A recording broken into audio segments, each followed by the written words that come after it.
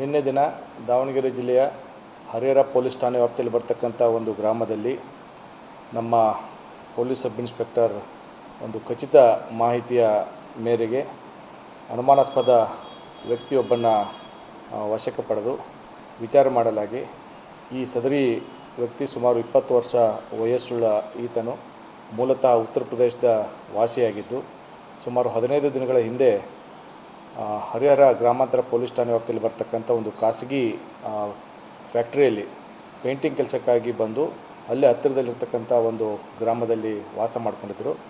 ಇವರನ್ನು ಅನುಮಾನಾಸ್ಪದವಾಗಿ ಚಟುವಟಿಕೆ ಇದೆ ಅಂತ ಬಿಟ್ಟೇಳಿ ಬಂದಿರತಕ್ಕಂಥ ಮಾಹಿತಿಯನ್ನು ಆಧರಿಸಿ ಇವರನ್ನು ವಿಚಾರಣೆಗೊಳಪಡಿಸಿದಾಗ ಈತ ತನ್ನ ಮೊಬೈಲ್ನಲ್ಲಿ ವಾಟ್ಸಪ್ ಗ್ರೂಪು ಮತ್ತು ಸೋಷಿಯಲ್ ಮೀಡಿಯಾ ಮುಖಾಂತರ ಪಾಕಿಸ್ತಾನದ ಮೂಲದ ವ್ಯಕ್ತಿಗಳ ಜೊತೆ ಸಂಪರ್ಕದಲ್ಲಿರ್ತಕ್ಕಂಥ ಮಾಹಿತಿ ಬಂದಿದ್ದು ಅವರನ್ನು ನಾವು ಮುಂದಿನ ಕ್ರಮಕ್ಕಾಗಿ ಪ್ರಕರಣ ದಾಖಲಿಸಿಕೊಂಡು ಸದ್ಯಕ್ಕೆ ಅವರನ್ನು ದಸ್ತಗಿರಿ ಮಾಡಿ ಮುಂದಿನ ಕಾನೂನು ಕ್ರಮ ಕೈಗೊಳ್ತಾ ಇದ್ದೆವು.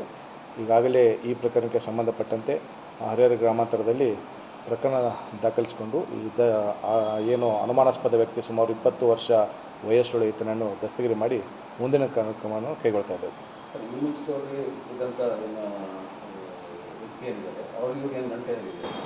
ನಾವು ಈಗ ಸದ್ಯಕ್ಕೆ ಇರ್ತಕ್ಕಂಥ ಮಾಹಿತಿ ಪ್ರಾಥಮಿಕ ಮಾಹಿತಿ ಪ್ರಕಾರ ಇವರೆಲ್ಲರೂ ಈ ಥರ ವಿಧ್ವಂಸಕ ಕೃತ್ಯಗಳ ಒಂದು ಹಿನ್ನೆಲೆಯಲ್ಲಿ ಸೋಷಿಯಲ್ ಮೀಡಿಯಾ ಮುಖಾಂತರ ಎಲ್ಲರೂ ಕೂಡ ಪರಿಚಯ ಆಗಿ ಒಬ್ಬರಿಗೊಬ್ಬರು ಈ ಆನ್ಲೈನಲ್ಲಿ ಟಚ್ ಇದ್ದಾರೆ ಅಂತ ಬಿಟ್ಟೇಳಿ ಮಾಹಿತಿ ಇತ್ತು. ಇವರ ಒಂದು ವೆರಿಫೈ ಮಾಡಿದಾಗ ಆ ಥರ ಪ್ರಾಥಮಿಕವಾಗಿ ಬೆಳಕಿಗೆ ಬಂದಿದೆ. ಈ ಹಿಂದೆ ಕೂಡ ತುಮಕೂರು ಜಿಲ್ಲೆಯಲ್ಲಾಗಿರ್ತಕ್ಕಂಥ ಪ್ರಕರಣಕ್ಕೆ ಇದಕ್ಕೆ ಸಾಮರ್ಥ್ಯ ಇದೆ ಅಂತ ಬಿಟ್ಟೇಳಿ ತನಿಖೆಯಿಂದ ನಾವು ಮುಂದೆ ಖಚಿತಪಡಿಸ್ತೇವೆ.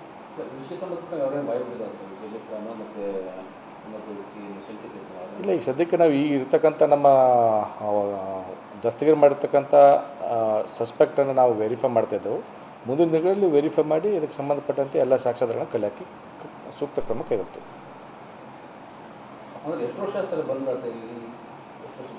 ಇವನು ಸುಮಾರು 15 ದಿನಗಳ ಹಿಂದೆ ಇಲ್ಲಿಗೆ ಫ್ಯಾಕ್ಟ್ರಿಗೆ ಪೇಂಟಿಂಗ್ ಕೆಲಸವನ್ನು ಆರಿಸಿ ಇಲ್ಲಿ ಬಂದಿದ್ದರು ಅಂತ ಬಿಟ್ಟೇಳಿ ಮಾಹಿತಿ ಇದೆ. ಆ ಮಾಹಿತಿ ಅನ್ನು ಆಧರಿಸಿ ನಾವು ಅವನ್ನ ಕರೆದು ಎನ್ಕ್ವೈರಿ ಮಾಡಿದಾಗ ಈ ಒಂದು ಅಂಶ ನಮಗೆ ಬೆಳಕಿಗೆ ಬಂದಿದೆ. ಈ ಹಿನ್ನೆಲೆಯಲ್ಲಿ ನಾವು ಪ್ರಕರಣ ದಾಖಲಿಸಿಕೊಂಡು ತನಿಖೆಯನ್ನು ಕೈಗೊಳ್ತಾ ಇದ್ದೇವೆ. ಹೌದು, ರೀಸೆಂಟಾಗಿ ಬಂದಿದ್ದು. ಇವು ಮೂಲತಃ ಉತ್ತರ ಪ್ರದೇಶದವರು ಅಂತ ಬಿಟ್ಟೇಳಿ ಇವರು ಸುಮಾರು 10 ಜನ ತಂಡವಾಗಿ ಬಂದಿದ್ದರು. 10 ಜನ ತಂಡವಾಗಿ ಬಂದಿದ್ರು ಅಂತ ಬಿಟ್ಟೇಳಿ ಮಾಹಿತಿ ಇದೆ. ಉಳಿದರ ಬಗ್ಗೆ ಕೂಡ ನಾವೆಲ್ಲ ವೆರಿಫೈ ಮಾಡ್ತಾ ಇದ್ದೆವು. ಇದಕ್ಕೆ ಸಂಬಂಧಪಟ್ಟಂತೆ ಈ ಒಂದು ವ್ಯಕ್ತಿ ಬಗ್ಗೆ ನಮಗೆ ಒಂದು ಬೇರೆ ಬೇರೆ ಇದರಿಂದ ಮಾಹಿತಿಯನ್ನು ಆಧರಿಸಿ ಈ ರೀತಿ ಒಂದು ವೆರಿಫೈ ಮಾಡಿದಾಗ ಈ ಒಂದು ವಾಟ್ಸಪ್ ಗ್ರೂಪು ಸೋಷಿಯಲ್ ಮೀಡಿಯಾ ಮುಖಾಂತರ ಈತ ಟಚ್ ಇದ್ರ ಬಗ್ಗೆ ಖಚಿತಪಡಿಸಿಕೊಂಡು ಈತನನ್ನು ದಸ್ತಗಿರಿ ಮಾಡಿದ್ದೇವೆ. ನೋಡೋಣ, ತನಿಖೆ ನಂತರ ನಾವೇನಾದರೂ ವೆರಿಫೈ ಮಾಡಿ ಇದಕ್ಕೆ ಸಾಮರ್ಥ್ಯ ಇದೆಯಾ, ಇದೇನು ಒಂದೇ ಗ್ರೂಪಾ, ಯಾವ ಥರ ಟಚ್ಚಲ್ಲಿದ್ದಾರೆ, ಏನಿದೆ ಅಂತ ಬಿಟ್ಟು ತನಿಖೆ ನಂತರ ಗೊತ್ತಾಗುತ್ತೆ.